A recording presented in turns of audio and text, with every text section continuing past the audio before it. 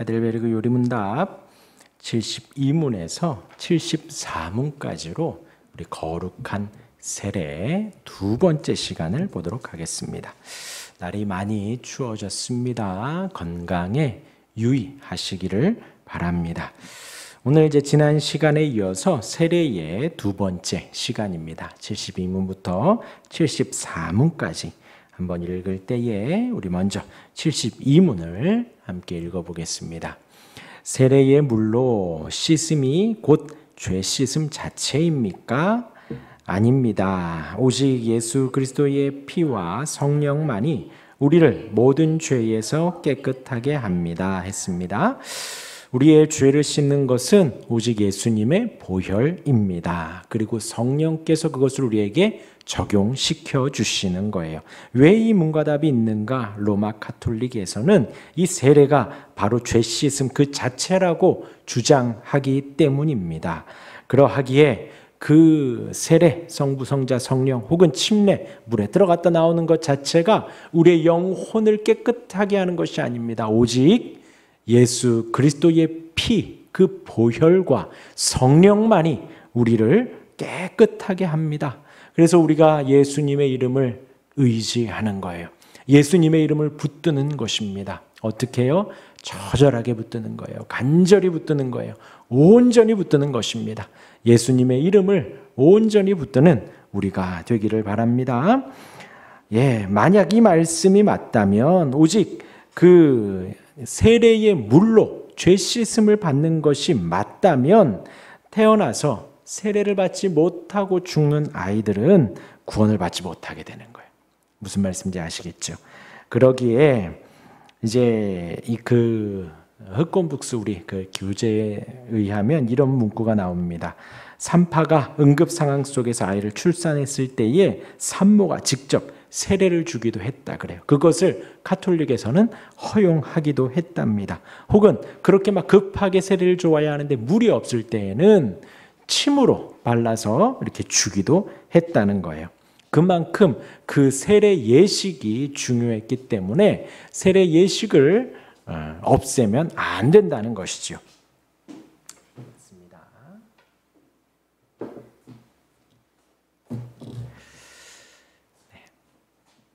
그렇기 때문에 이제 기억하십시오. 세례는 죄 씻음을 받는 표징, 그 표일 뿐입니다.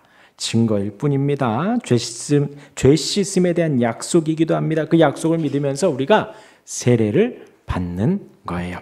이제 73문 제가 문을 읽으면 답을 크게 읽어주시면 됩니다. 그러면 왜 성령께서는 세례를 중생의 씻음과 죄를 씻음이라고 하셨습니까? 하나님께서 그렇게 말씀하신 데에는 중요한 이유가 있습니다. 하나님께서는 몸에 더러운 것이 물로 씻겨지듯이 우리의 죄가 그리스도의 피와 성령으로 없어짐을 우리에게 가르치려 하셨습니다. 더 나아가서 우리의 죄가 영적으로 씻겨지는 것이 우리의 몸이 물로 씻겨지는 것처럼 매우 실제적임을 이러한 신적 약속과 표로서 우리에게 확신시키려 하셨습니다. 이제 74문입니다. 그러면 유아들도 세례를 받아야 합니까? 그렇습니다. 그것은 유아들도 어른들과 마찬가지로 하나님의 언약과 교회에 속하였고 또한 어른들 못지않게 유아들에게도 그리스도의 피에 의한 속죄와 믿음을 일으키시는 성령이 약속되었기 때문입니다. 그러므로 유아들도 언약의 표인 세례를 통하여 그리스도의 교회에 연합되고 자녀와 구별되어야 합니다. 이런 일이 구약에서는 할례를 통하여 이루어졌으나 신약에서는 그 대신 세례가 제정되었습니다. 세례는 이제 오늘 세례에 대해서 두 번째 시간으로 나누는 것입니다. 몸에 더러운 것을 씻겨내는 것을 상징을 합니다. 그래서 옛날에 죽었던 몸이 물속에 들어가면서 죽고 나오면서 다시 새 몸으로 살아가는 거예요. 그리고 주 안에서 더러워진 몸이 물 안에 들어가며 깨끗하게 씻겨지고 다시 나오는 것을 말합니다. 마찬가지로 우리의 영혼이 그리스도의 보혈과 성령으로 얼룩진 것들을 씻어냅니다. 아멘. 네, 아멘이에요. 그렇기 때문에 이제 저와 여러분들이 매일 세면을 하고 양치를 하고 샤워를 합니다. 우리 하루에 뭐 한두 번씩 이렇게 해요. 왜 그렇게 하지요? 이렇게 더러워지니까 하는 겁니다. 손에 뭐가 묻었으니까 씻는 것이고요. 머리에 뭐가 묻었으니까 씻는 것이고요. 예, 뭐 어떤 사람이 자연에 가서 머리를 안 씻으려고 뭐 그런 거 TV에 나왔잖아요. 그 계면 활성제 안 쓰고 안 씻는다.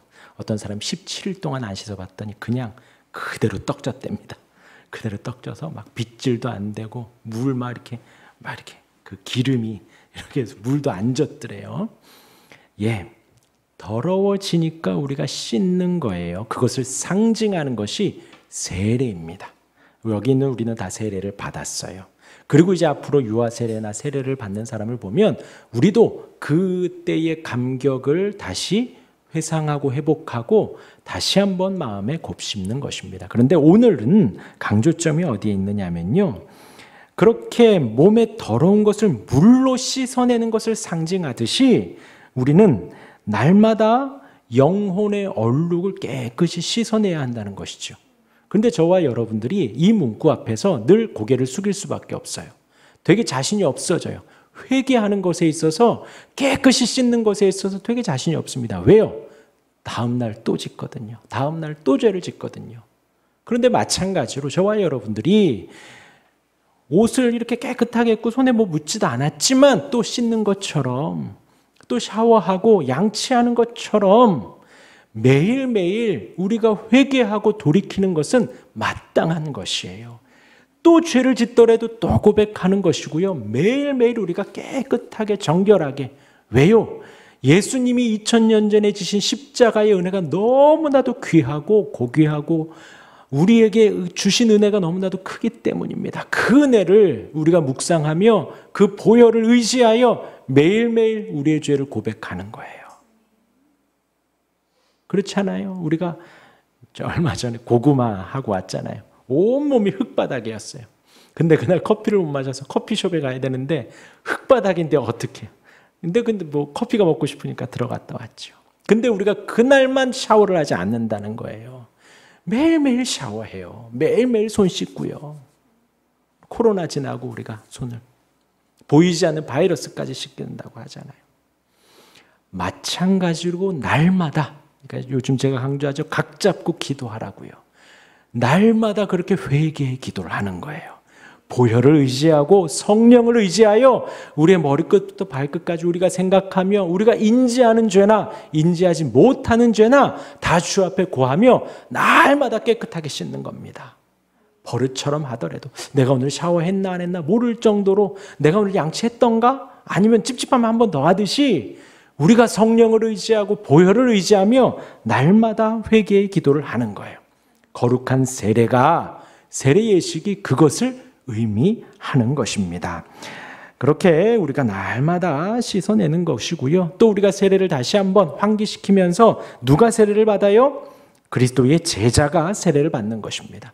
또 하나님의 부름받은 성도들이 세례를 받는 것이지요. 복음을 믿고 또 목회 사역에 복종하고 순종하려는 자들이 세례를 받는 것입니다. 그 반대로 믿지 제자가 아닌 사람들, 부르심을 받지 않거나 복음을 믿지 않거나 목회에 순종하지 아니하려는 자들은 세례를 받지 않지요. 그런 자들이 세례를 받고 이렇게 나와 있는 것입니다. 그렇기 때문에 세례를 시행할 때에는 믿음이 필수적입니다. 이제 우리 맨 마지막 문에서 유아 세례에 대해서 나왔지요. 유아 세례. 어른들에게는 실질적인 믿음이 이렇게 중학교 2학년 넘어가면 실질적인 믿음이 요구가 됩니다.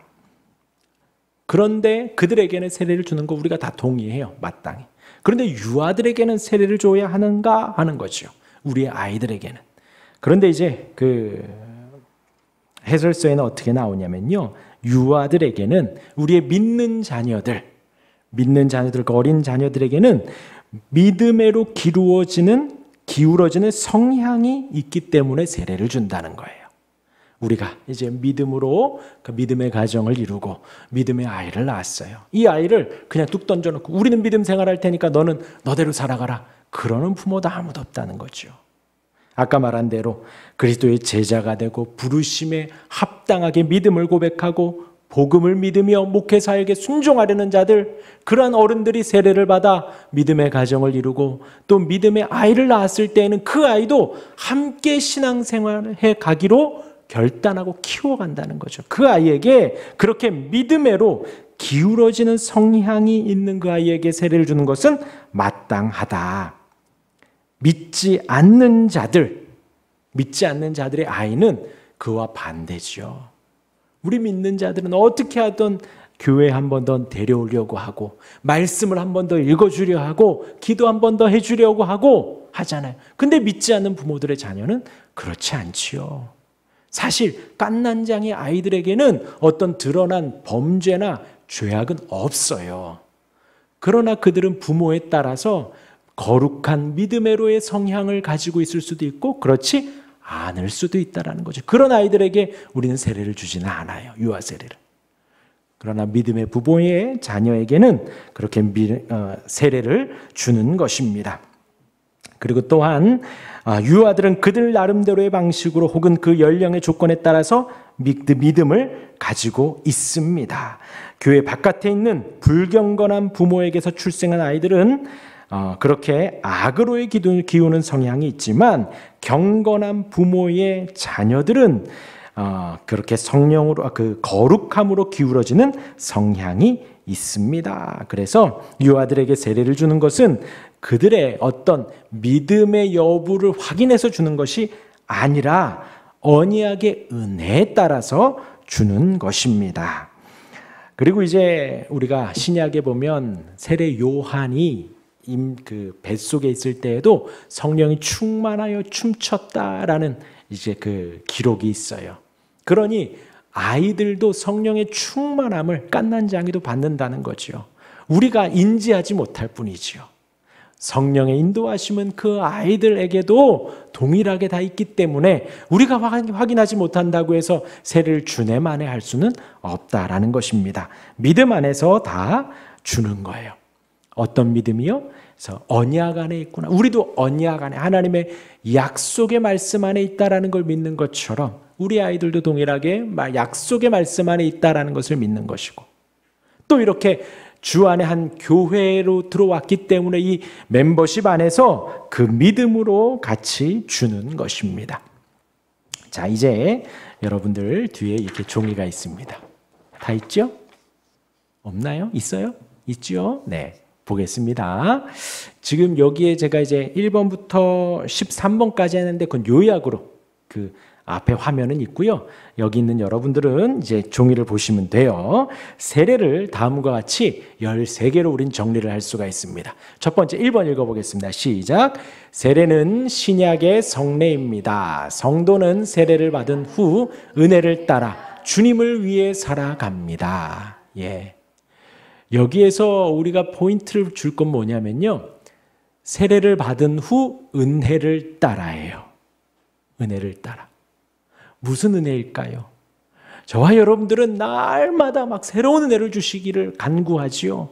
그런데 우리가 세례를 받을 때에는 어떤 마음으로 세례를 받았나요? 나의 죄를 용서해 주시고 나를 주의 그 지체로 받아주시고 하나님의 자녀 삼아 주심 그 한 가지만으로도 은혜에 감사하여 세례 받기로 결단했거든요. 그리고 세례를 받았잖아요. 그 은혜를 따라서 우리는 주님을 위해 살아간다는 거예요. 우리가 매일매일 그 은혜를 곱씹는 거예요. 그 은혜를 묵상하는 거예요. 우리가 각 잡고 성경 보라고 말씀드렸죠. 각 잡고 기도하라고 말씀드렸습니다. 기도하며 첫 마디가 우리 뭐예요? 하나님 감사합니다잖아요. 무엇에 감사해요? 나의 죄를 용서해 주심에, 하나님이 나의 아버지가 되심에, 내가 하나님의 자녀가 됨에 우리가 늘 감사하지요. 그리고 우리가 성경 66권을 읽으며 그 은혜를 찾아가는 거예요. 나의 아버지 되시고 나에게 계속해서 말씀하시고 여호와께서 이스라엘에게 이르시되 구약에 있는 모든 말씀을 보며 나에게 말씀하신 아버지 하나님을 발견하고 신약에 오신 그 예수님의 말씀을 보며 나에게 주신 그 크신 은혜를 발견하는 거예요. 그 은혜를 따라 우리가 살아가는 거예요. 두 번째, 세례의 목적에서 4가지가 나옵니다. 첫 번째 읽겠습니다. 시작. 모든 죄에서 깨끗이 씻어지고 그리스도의 몸에 접붙여지고 주의 은혜에 참여합니다. 이것이 세례의 목적이라는 거예요. 세례의 목적. 두 번째, 시작. 가시적 교회에 받아들여지는 엄숙한 입교 예식이며 타종교와 구별되는 표시입니다. 우리가 여기에서 세례를 받는 것은 교회에 들어오는 정회원으로 들어오는 거룩한 예식이 되는 거예요. 입교 예식. 그래서 우리 아이들도 중학교 2학년이 되면 이제 입교식을 하는 거예요. 이제 정식으로. 그래서 우리 교회는 아이들의 그 입교 교육도 길게 합니다. 타교에서는 한 2주, 3주면 끝나요. 근데 우리는 이 아이들이 이제 자라서 정말 예수님 믿기로 결단하는 그 교육을 길게 해요. 그리고 나서 결단할 때에 모든 교우들이 보는 앞에서 입교식을 시작하지요. 마찬가지로 성인들, 우리들이 세례를 받았을 때에는 동일한 그 마음으로 교회 안에 들어오는 그렇게 가시적 교회에 받아들여지는 엄숙한 입교 예식이 되어집니다. 그리고 그것은 다른 종교로부터 구별하는 하나의 표지가 됩니다. 어떤 이단이 될 수도 있고요. 천주교가 될 수도 있어요.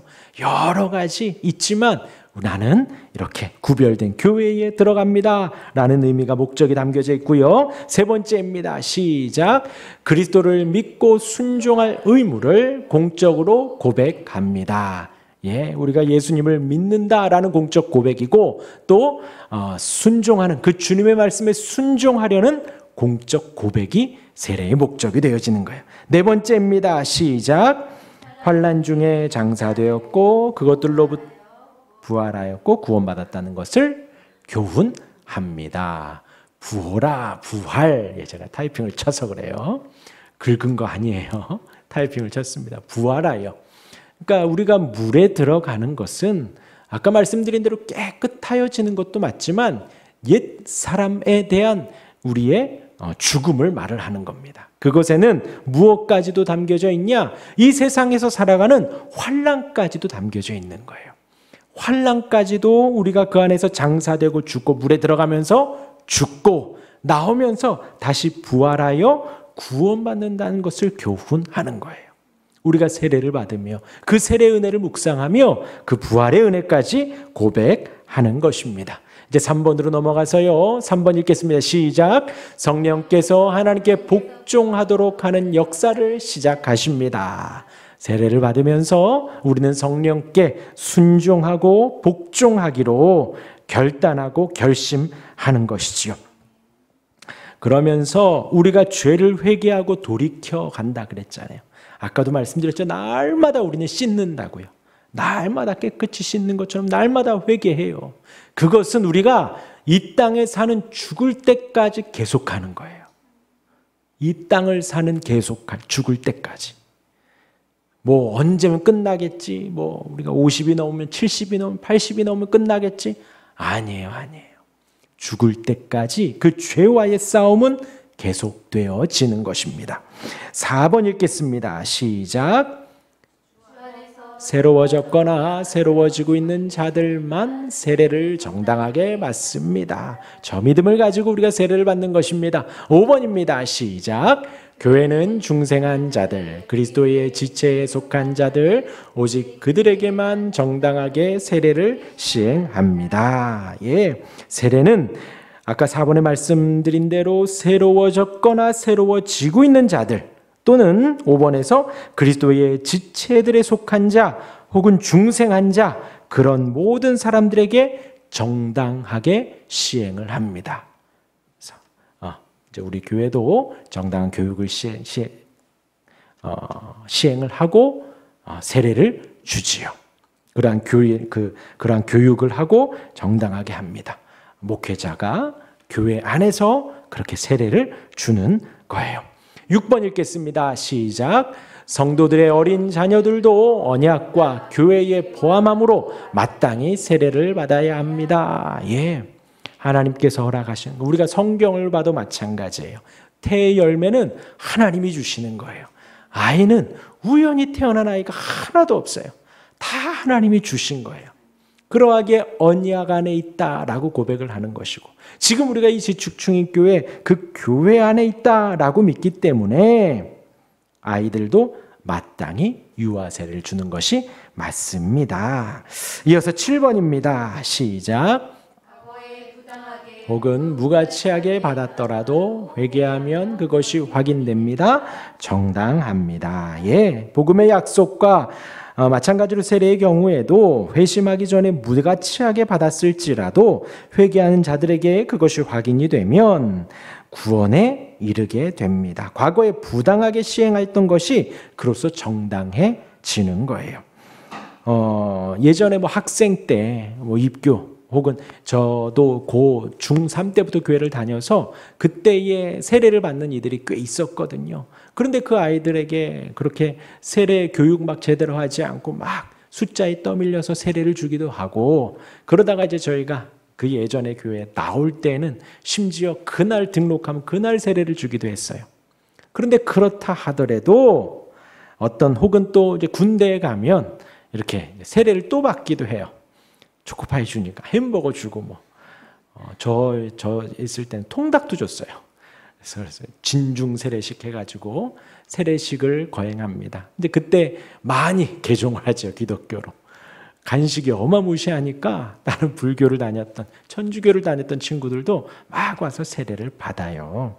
그러함에도 불구하고 혹은 환우들이 있을 수 있죠. 이제 그 병원에 입원해 있고 누워 있고 혹은 이제 시간이 얼마 남지 않았다 하고 있는 이들에게도 또 세례를 주게 될 때에도 그렇게 부당하게 혹은 무가치하게 받는 것 같지만 하나님의 아까 말씀드린 대로 정당한 교회 안에서 목회자가 주는 것이라면 나중에 구원의 은혜 가운데에 그것이 확인이 되면 구원에 이르게 된다라는 거예요. 그것까지도, 그 모든 것까지도 하나님의 섭리 안에 우리가 들어가게 됩니다. 이어서 8번입니다. 8번 시작. 사역자와 목사가 불경하여도 예수의 약속과 믿음 안에서 시행되면 세례는 헛되지 않습니다. 예. 혹 이렇게 뭐 교회를 다녔는데 예전에 다녔던 교회가 뭐 이상하네 어쩌네 목회자가 어쩌네 저쩌네 하였더라도 그 세례 예식만큼은 우리가 인정을 해준다라는 거예요. 혹은 이단 교회에서 받았을지라도 천주교회에서 받았을지라도 그것은 우리가 받아준다라는 거예요. 왜요? 그 세례의 죄 씻음과 다시 새롭게 중생하는 새롭게 일어나는 것이 목회자의 능력 여부에 있지 않다라는 거예요. 목회자의 어떤 학력 고하나 어떤 기도를 많이 하고 뭐 10시간 기도하는 목회자나 성경을 많이 하는 뭐 석박사의 목회자가 주면 더 능력이 있고, 혹은 그렇지 않은, 왜냐하면 우리나라에도 신학교가 여러 개가 있잖아요. 뭐 신학학부, 대학원 뭐 이렇게 해서 받기도 하지만 뭐 2년제 신학원도 있거든요. 거기에서 목사 안수를 주기도 합니다. 혹은 그렇게 해서 준 사람에게는 또 능력이 덜 떨어지고, 그런 것이 아니라는 거예요. 그런 것이 아니라 사역자와 목사가 불경하더라도 그 죄 용서함과 깨끗하게 되어지는 것은 무엇으로요? 예수님의 이름 때문이에요. 예수님의 보혈로 우리가 정결하게 되는 것이고 성령의 인도하심 따라 우리가 깨끗하게 되는 것이지, 어떤 목사의 능력 여부나 어떤 교세의 크기 여부나 그런 것으로 되는 것이 아니다. 그러하기에 우리도 천주교에서 오신 분들은 그 세례를 인정해 준다라는 거예요. 이어서 9번입니다. 9번 읽겠습니다. 시작. 세례를 반복하면 안 됩니다. 예. 믿는 자들의 경우에 하나님과 한 번 맺은 언약이 죄를 범한 후에도 영원토록 확인이 되는 것입니다. 세례도 한 번 받은 후에는 죄사함을 위하여 회개하는 모든 사람들에게 평생토록 확인이 됩니다. 아, 나 예전에 제대로 안 했던 것 같아. 또 제대로 하고 싶어요. 아니에요. 그때의 하나님의 섭리를 인정하고 고백하며 우리가 그 다음 신앙생활을 계속해서 해가는 거예요. 그렇기 때문에 세례를 반복하면 안 됩니다. 반복하면 안 돼요. 그리고 또 어떤 것이 있냐면요. 나는 지금은 세례 받을 믿음이 안 됐어요. 세례를 안 받겠습니다. 안 받겠습니다. 나 죽기 전에 세례 받겠습니다. 이런 사람도 혹 있다라는 거예요. 그것도 안 된다는 거죠. 내가 지금 세례받을 상황이 되고 환경이 되고 교육을 받았다면 세례를 받으면 됩니다. 받으면 됩니다. 그때까지 내가 조금 더 죄에서 벗어나면 받겠습니다. 내가 조금 더 깨끗해지면 경건해지면 받겠습니다 하고 세례를 미루는 것도 옳지 않습니다. 그리고 이제 10번과 11번은요. 물 세례가 능력이 있다 없다 뭐 그런 것들을 말을 하는 거예요. 10번 읽겠습니다. 시작. 물로 세례를 받았다고 모두 은혜에 참여하는 것은 아닙니다. 예. 물 세례를 받았다고 해서 능력이 확 일어나고, 사실 전 아직도 기억이 나요. 중3 때였는데 이제 세례를 받았을 때 막 엄청난 일이 일어날 줄 알았어요. 아무런 일도 일어나지 않았어요. 그냥 물 세례 이렇게 받고 물 쪼르륵 흐르고 끝났어요. 왜냐하면 물로 세례를 받았다고 모든 은혜에 참여하고 막 갑자기 하루아침에 거룩해지고 하루아침에 경건해지고 그렇지 않는다라는 거예요. 마찬가지로 11번 세례를 받지 않았다고 은혜에서 제외되는 것도 아닙니다. 그런데 아까 서두에 말씀드렸어요. 천주교는 물 세례를 꼭 받아야 된다는 거예요. 꼭. 그것이 구원의 조건이 된다는 것입니다. 우리는 그렇지 않아요. 상황과 난 정말 뜨겁게 믿고 간절히 믿지만 목사님과 못 만나고 세례 받을 상황과 환경이 되지 않아서 죽을 때까지 세례를 못 받을 수도 있다는 거예요. 그렇다고 은혜에서 제외되거나 구원에서 멀어지는 것은 아니다라는 거예요. 아니다라는 거예요. 10번과 11번 그렇게 아시고 이제 12번과 13번입니다. 마지막이에요. 우리가 주의할 점입니다. 주의할 점 12번 읽겠습니다. 시작. 성례의 적법한 시행은 교회 사역의 일부입니다. 그래서 성례 이제 조금 있다가 나중에 이제 또 성찬에 대해서 나누겠지만 이제 세례는 교회 사역의 일부입니다. 그렇기 때문에 아까 말씀드린 대로 어떤 부르심을 받지 않은 사역자나 여자들이 스스로 세례를 베푸는 권한과 권위를 취해서는 안 됩니다. 안 됩니다. 그러니까 옆에 엄마가 막 아파해요. 근데 목사님은 지금 멀리 계셔. 그러니까 내가 막 세례를 주고 그러면 안 된다는 거예요. 안 된다는 거.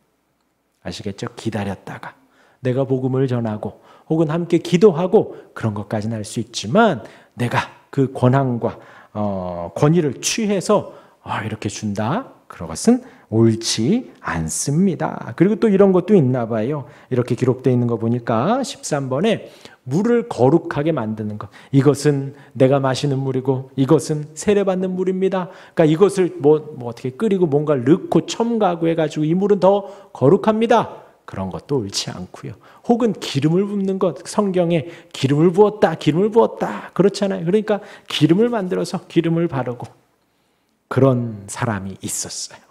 감리교 목회자 중에 들어오는 입장하는 사람들에게 기름을 이렇게 막 발라주는 사람이 있었어요.